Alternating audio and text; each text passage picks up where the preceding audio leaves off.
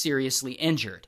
However, this time, someone actually saw Ted. A woman spotted him dropping off the package, and later she helps the police make a composite sketch of him, and that sketch is then published in newspapers and magazines all across the country. And Ted, he sees this, and he knows they're onto him, and he's like, oh shit!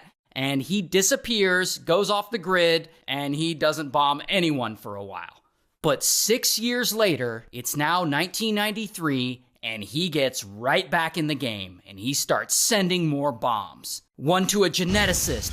2 days later, another bomb goes off at Yale University, injuring a professor.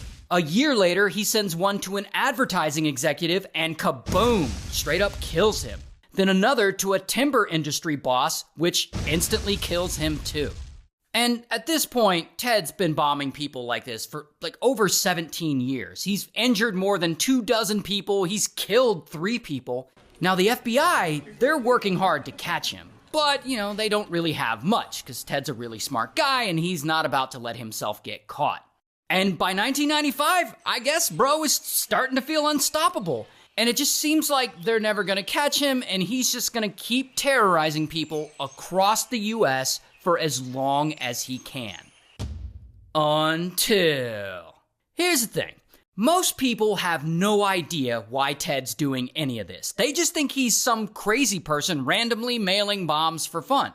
And Ted, he hates that. He wants people to know that there's a motive behind it, at least in his head. And so he decides to explain himself. And he writes a 35,000-word manifesto about how industrial society is destroying humanity and how there needs to be a revolution against technology and all that stuff. Then he sends it to the New York Times and the Washington Post, and he threatens to keep bombing people unless they publish it. And so they do. They publish it, and the manifesto goes public. And suddenly, everyone is reading the words of the man who's been terrorizing the country for years. But this is where Ted finally screws up.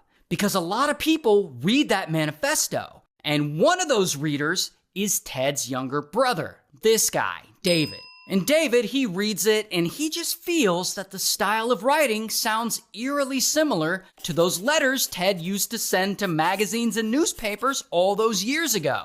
And so David, he goes and he reports all this to the FBI. And so the feds, they find Ted's cabin and bam, they finally arrest him.